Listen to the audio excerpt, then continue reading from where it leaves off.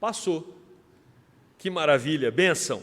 Agradecemos a Deus, já fizemos isso na semana passada e continuamos com o nosso coração cheio de gratidão por todo o nosso ministério de comunicação, que durante essa pandemia foi fundamental para que os nossos momentos na presença de Deus pudessem ser transmitidos e chegar até você aí na sua casa. Vamos para Atos capítulo 1, versos 12, 13 e 14. Diz assim: Então voltaram para Jerusalém, do monte chamado Olival, que dista daquela cidade tanto como a jornada de um sábado. Quando ali entraram, subiram para o cenáculo, onde se reuniram Pedro, João, Tiago, André, Filipe, Tomé, Bartolomeu, Mateus, Tiago, filho de Alfeu, Simão, o Zelote e Judas, filho de Tiago. Todos estes perseveravam unânimes em oração com as mulheres, com Maria, mãe de Jesus, e com os irmãos dele. Oremos. Pai, nós clamamos mais uma vez. Fala ao nosso coração, ilumina a nossa mente, nos ajude a compreender a Tua mensagem para nós neste momento. Que saiamos, Deus, desse nosso encontro virtual, alimentados pela Tua palavra. Essa é a nossa oração e a fazemos no nome de Cristo. Amém e amém. 2013 foi um ano muito importante. A geração chamada milênio ou geração Y era uma geração definida como pacata, uma geração inerte, uma geração que não se envolvia com causas políticas e, de repente, não sei quantos vão se lembrar, mas aquelas manifestações que cobravam e que falavam a respeito dos 20 centavos, né, trouxe um novo ambiente para o nosso país e esse ambiente se aqueceu de uma ponta a outra. Se nós observarmos o engajamento político, engajamento social, engajamento ideológico dos jovens hoje e olharmos para 2012 ou para 2011, nós perceberemos uma diferença brutal, porque quando nos atentamos para os nossos dias, nós percebemos que o engajamento para defender um posicionamento, quer seja ele político, quer seja ele ideológico, na mente e também no coração dos jovens, está intenso, quer seja em direção à direita ou à esquerda. Nós identificamos com muita clareza que o envolvimento está muito maior do que há alguns anos atrás. E é curioso, porque quando o indivíduo ele abraça uma ideologia, ou quando ele abraça um pensamento, uma filosofia, ele passa e ele se sente obrigado a defender aquilo a qualquer custo. No coração dele, ele precisa estar sempre montando uma teia de argumentos para reforçar o que ele acredita e destruir aquilo que o seu opositor, ou aquele que pensa diferente dele, está colocando, está comunicando.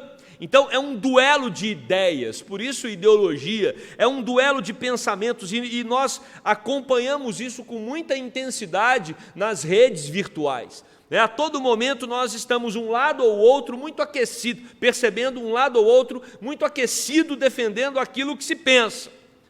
E aí, quando nós olhamos para o ambiente de Jesus, o tempo em que Jesus viveu aqui na terra, era um tempo também dividido por partidos.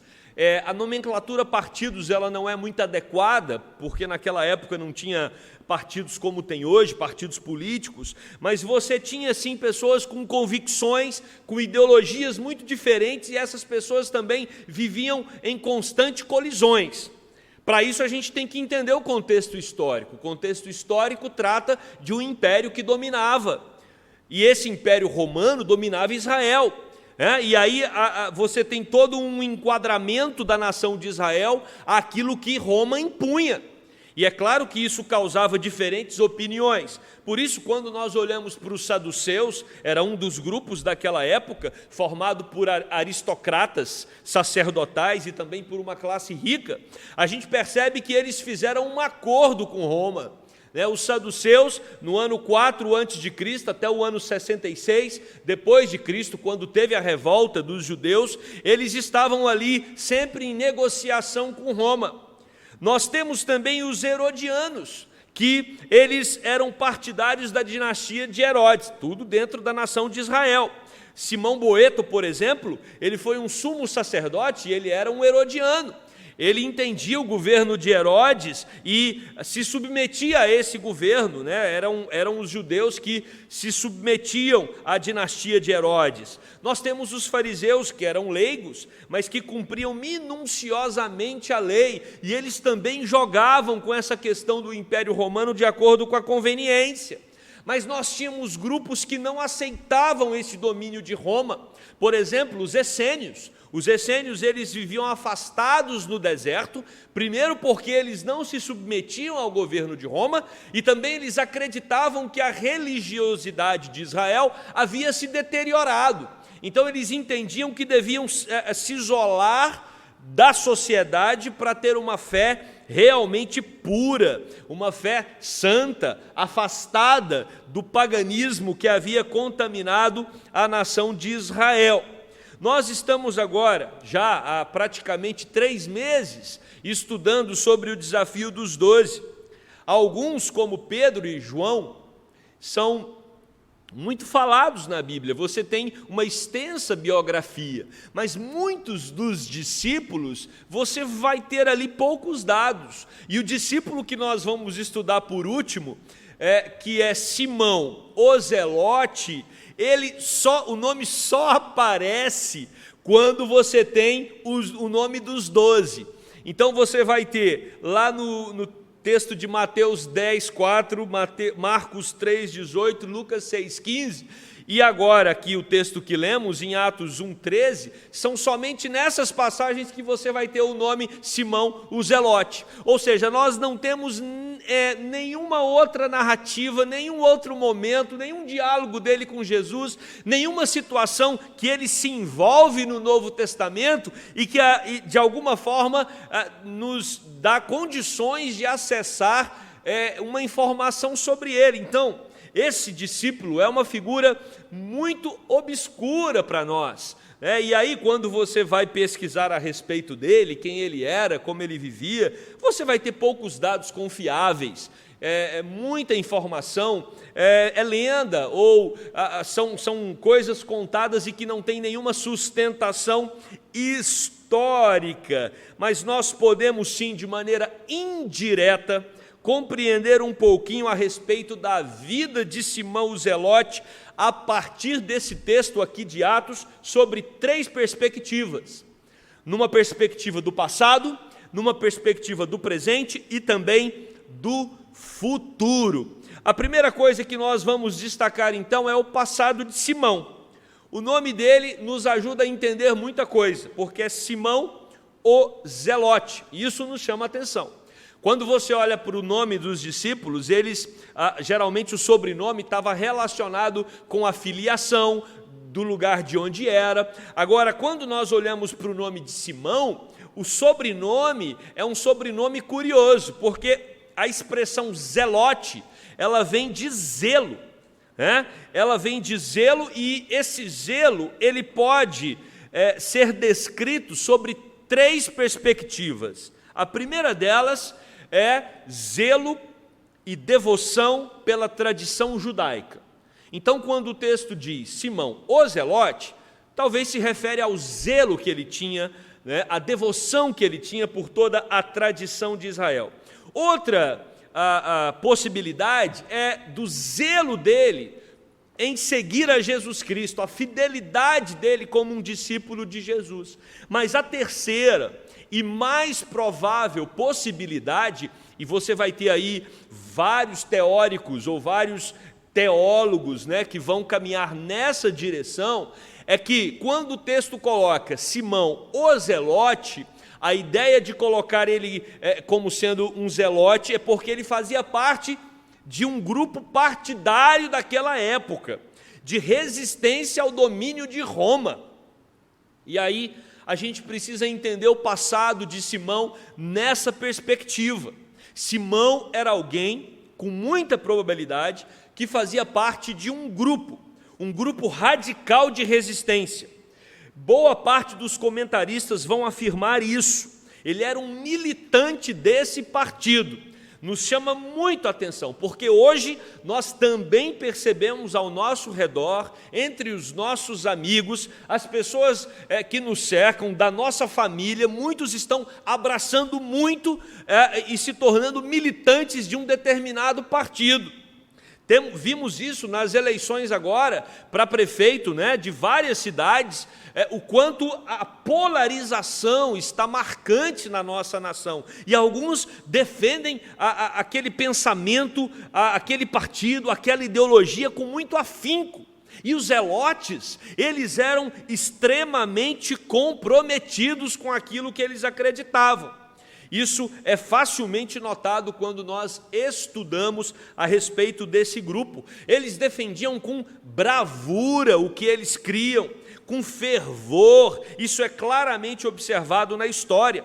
Eles estavam dispostos a dar o próprio sangue para libertar Israel do jugo de Roma, e isso acontece em alguns momentos da história. Existem várias tentativas disso. Nós já percebemos em Judas Macabeus, 200 anos antes de Cristo, ele monta um grupo ali dentro de Israel para confrontar Antíoco Epifânio, o imperador, e é claro que depois você vai ter outros movimentos, como um indivíduo chamado Simão, que era um ex-escravo de Herodes o Magno.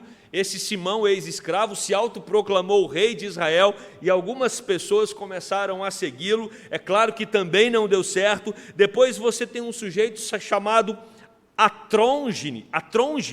Atronges era um pastor de ovelhas e ele então se auto-intitula um pastor como Davi foi, e agora ele também tem o chamado para ser rei como Davi foi, e ele tenta insurgir ali um grupo para desconectar Israel de Roma, mas isso também não dá certo. E você tem um que é até citado nas Escrituras, lá em Atos capítulo 5, versículo 37, Judas, o Galileu, um pseudo-messias, que foi lançado na água com uma pedra. Então todos esses eram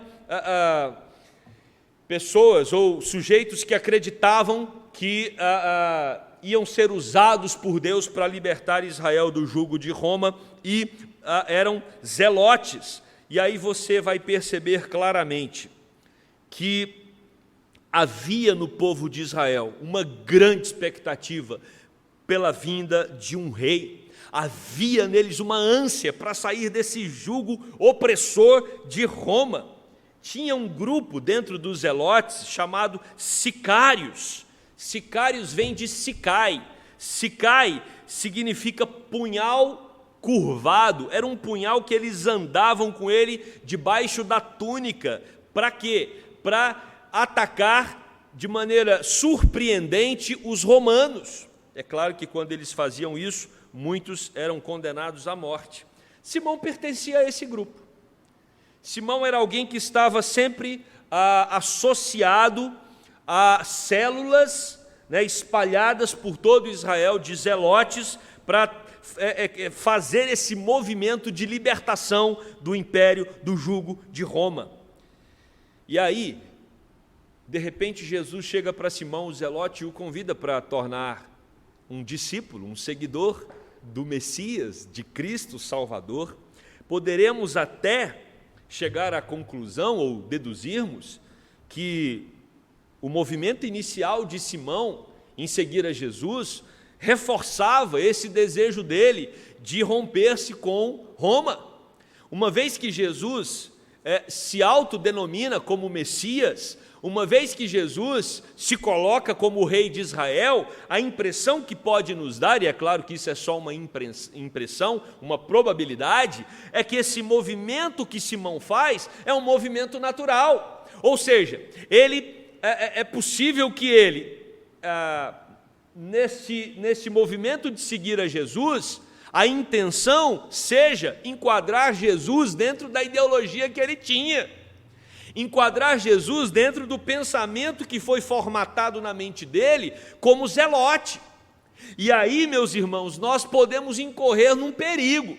Quando você, que é seguidor de Jesus, quer enquadrar Jesus, quer formatar Jesus a alguma determinada ideologia ou algum partido político do nosso tempo, você está incorrendo num perigo muito grande. Porque Jesus Cristo, quando ele vem ao mundo, ele não vem para ser enquadrado nos sistemas que estão espalhados por essa terra. Talvez Simão o Zelote, quando ele começa a seguir a Jesus, a intenção dele fosse enquadrar Jesus aquilo que ele pensava. E nós já vimos em outros momentos e também em outras partes da Bíblia que os discípulos, muitos deles ou todos, acreditavam que Jesus veio realmente para tomar o reinado, para assumir o trono de Israel e para dominar sobre todas as nações. Tanto que, à medida que a cruz vai se aproximando, alguns discípulos vão manifestando a sua frustração. Muitos deles deixam claro que eles acreditavam num reinado político de Jesus Cristo. E provavelmente Simão, o Zelote, fazia parte desse grupo. E ele aposta então as suas fichas seguindo a Jesus, acreditando que Jesus Cristo vai ser o rei de Israel e dessa forma então eles vão ser libertos do jugo de Roma. Agora, meus irmãos, não é possível andar com Cristo e continuar com o coração incendiado por outras paixões ideológicas, políticas e que produzem tanta tensão nos dias atuais. Não é possível você falar que é um seguidor de Cristo se o seu coração vive inflamado por pensamentos, vive inflamado por toda uma estrutura que está sendo montada na nossa época, no nosso tempo, e que às vezes inflama tantos os corações. Nós não pertencemos e nós não devemos permitir que a nossa fé se equipare ou se torne até menor do que muitos pensamentos, muitas ideologias e muitas posições políticas. A nossa fé está muito acima de tudo isso, e isso é demonstrado muitas vezes com expressões, com falas, com posts, e com discussões acaloradas que inflamam a nossa época. O Zelote caminhou com Cristo, viu os milagres, viu as curas e mais. Simão creu que ele era o Messias. E ele frustrou como os demais, quando Jesus estava pendurado no madeiro. Quando olhamos para o passado de Simão o Zelote, se ele seguiu a Jesus, porque ele acreditou que Jesus correspondia à sua posição ideológica, à sua posição política, certamente ele foi tomado por uma frustração sem igual. E o que nós percebemos é que esse homem, depois que ele segue a Jesus e depois que Jesus morre na cruz, ele tem um encontro com Cristo, assim como os outros discípulos por 40 dias. E aí nós estamos no presente, porque esse texto aqui está falando exatamente do momento em que Jesus Cristo despede dos seus discípulos e é assunto aos céus, ou seja, depois de 40 dias juntos, o que nós temos é um Simão no presente, um Simão agora no momento, e no momento esse Simão está conectado com um grupo restrito. Esse grupo que é composto pelos apóstolos, esse grupo que é composto por algumas mulheres que seguiram a Jesus, por Maria, sua mãe, e também pelos seus irmãos, os irmãos de Jesus. Este grupo é um grupo que tem uma fé em comum no Cristo ressurreto, e isso muda toda a história. Porque em algum momento nós podemos até acreditar que Jesus vem para satisfazer algumas questões nossas, algumas questões da nossa sociedade. Em algum momento a gente pode acreditar que a fé cristã se enquadra em alguma ideologia, mas a fé cristã, ela está acima de todo esse pensamento vigente no nosso tempo, porque a nossa fé, a fé em Cristo, fala do Cristo ressurreto, fala do Cristo que veio para estabelecer o reino eterno, e o reino eterno do Cristo ressurreto não se encaixa em nenhum pensamento social, não se encaixa em nenhuma ideologia, não se encaixa em nenhuma estrutura política dos nossos tempos, independente se é do grupo A, se é do grupo B ou se é do grupo C. Quando falamos do Cristo ressurreto, nós falamos de uma mensagem que ultrapassa o tempo e as épocas. Nós falamos de uma mensagem que rasga o coração do indivíduo e o transforma por completo. Então, se Simão o Zelote, porventura, em algum momento acreditou que Jesus encaixaria naquilo que ele pensava acerca de política, acerca de ideologia, nesse exato momento, no presente, o que nós temos aqui é um Simão que entende que o reino de Jesus vai muito além das questões dessa terra. O que nós temos aqui é um homem no presente, que teve uma experiência poderosa com Cristo ressurreto, e nenhuma ideologia é capaz de resistir à plenitude de Cristo. Esse foi o tema do ano, a plenitude de Cristo. Quando Cristo é pleno em nossos corações, não sobra espaço para essas questões que às vezes aquecem os corações de tantos na nossa época. Eles não têm a mínima ideia do que vai acontecer aqui nesse texto. Jesus subiu aos céus, e o que eles fazem? Eles se reúnem para orar, e eles estão orando, porque eles não sabem o que vai acontecer. Algumas promessas foram feitas por Cristo, por exemplo, em Atos 1:8, Jesus diz: e recebereis poder ao descer sobre vós o Espírito Santo, e sereis minhas testemunhas. E aí Jesus mostra que eles seriam testemunhas ali na Judéia, Samaria, Galiléia, até os confins da terra. Ou seja, eles sabem que um movimento vai acontecer e que eles provavelmente não permanecerão juntos mais, porque existe uma comissão, existe uma ordem de Jesus de espalhar uma mensagem. O presente é marcado por uma comunhão mútua e pela dependência de Deus. Por isso eles oram e oram unânimes. Meus irmãos, eu quero chamar a atenção aqui da palavra unânime. Nós oramos de maneira unânime quando nós entendemos que posicionamentos diferentes em vários aspectos precisam se tornar periféricos na vida daqueles que querem viver em unanimidade. Se nós queremos viver em unanimidade na nossa família, nós não podemos tornar questões periféricas como sendo centrais. Nós não podemos tornar o ambiente bélico por coisas que deveriam ocupar a periferia da nossa vida. Unanimidade só acontece quando Cristo é o centro. Por isso eles estão orando em unanimidade, porque Jesus é o centro. Jesus é o centro da igreja.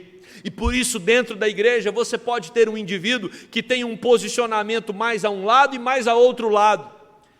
Mas ambos colocam esses seus posicionamentos de uma maneira submissa àquilo que une os dois lados, que é Jesus Cristo.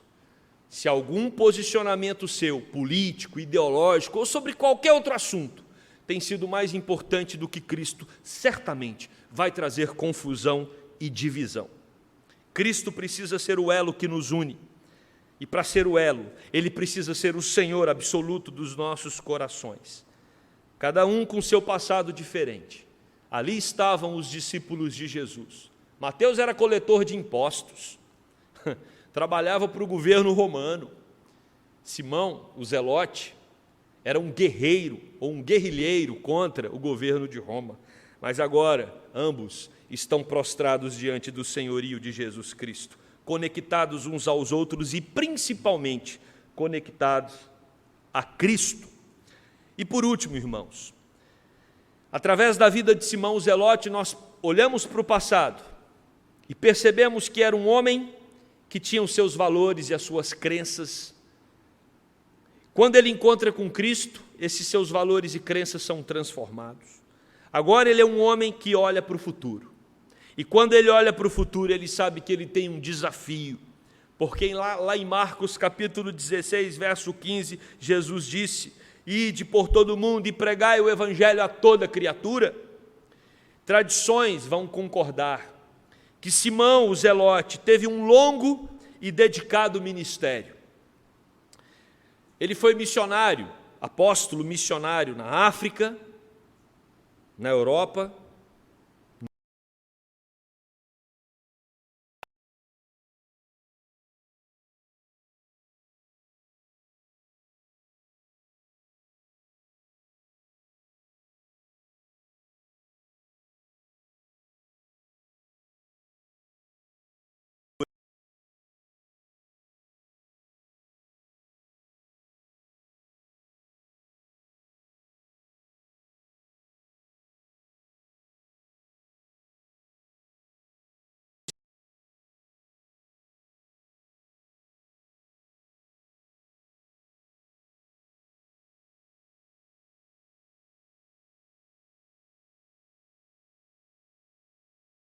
oração, Cristo passa a ser o nosso maior valor. Cristo se torna o centro. E dessa forma, então, nós não devemos viver mais inflamados por questões menores e que não devem mais ocupar o palco central da nossa vida. Pelo contrário, devem ser tratadas como Cristo tratou. E aí eu quero concluir esse sermão. Quando nós olhamos para Cristo, em momento nenhum do ministério de Cristo, nós percebemos Jesus mostrando alguma conexão com os saduceus, que era um partido da época. Nós não observamos Jesus mostrando alguma conexão com os herodianos. Nós não olhamos Jesus montando alguma conexão com os fariseus. Nós não olhamos Jesus dizendo que os essênios é que estavam certos. Nós não olhamos Jesus dizendo que os zelotes realmente estavam no caminho. Muito pelo contrário. Você não vê Jesus acolhendo nenhum desses posicionamentos políticos. E você então pode concluir. O que isso quer dizer? Que eu não posso me envolver politicamente e ter um lado? Claro que você pode tanto se envolver politicamente como ter um lado. O que você não pode é achar que o seu envolvimento político ou que o seu lado é alguma coisa que faz parte do centro, do núcleo mais importante da sua vida. Porque se isso fizer, você precisa repensar o seu evangelho e a sua fé. Porque em momento nenhum você vê Jesus Cristo envolvido com isso. Em momento nenhum você vê os discípulos envolvidos com isso, por uma razão muito clara. Nós temos uma missão que é muito maior, nós temos uma missão que é muito mais nobre. Eu e você temos a responsabilidade e o dever, sim, de tornar o Brasil um país cada vez mais justo, mais honesto, com uma desigualdade social menor. Esse precisa ser um compromisso nosso, com todas essas causas. Mas o compromisso maior que o Evangelho nos chama é para pregarmos as boas novas de salvação, que não apenas melhora a qualidade de vida das pessoas, mas dá a elas a vida eterna. A mensagem de Jesus é uma mensagem que convida o homem para a vida eterna e nós precisamos tratá-la como tal. Nós precisamos entender que é uma mensagem que está acima de todo o pensamento humano. O Messias nasceu, celebramos o Natal, e ele nasceu, e ele mudou os rumos da história, ele mudou o rumo da minha e da sua vida, para que nós pudéssemos espalhar para o mundo que só há salvação em Cristo Jesus, só há esperança em Cristo Jesus, só há vida em Cristo Jesus, porque aí sim, quando as pessoas conhecerem a Cristo, a nação será transformada, porque feliz é a nação cujo Deus é o Senhor. O processo de transformação de uma nação só acontece quando essa nação se rende aos pés do Salvador. E que nós possamos aprender com Simão, o Zelote, a deixar de lado valores que não vão nos conduzir para uma aproximação de Cristo e buscarmos cada vez mais os valores eternos que enchem a nossa vida de sentido e de significado aqui e de esperança eterna também. Que Deus nos abençoe. Vamos orar. Querido Deus e eterno Pai, muito obrigado pela vida de Simão o Zelote, tão apegado às suas crenças, tão apegado ao seu partido político, tão apegado às causas do seu tempo. Um homem que estava pronto para morrer por um ideal. Mas, de repente, ele é atropelado pela mensagem de salvação. E ele se torna um discípulo de Jesus. E ele se depara com Cristo ressurreto. E quando isso acontece, não tem causa. Quando isso acontece, não tem bandeira a ser defendida. Quando isso acontece, nada, nenhum pensamento político, ideológico, se torna mais importante.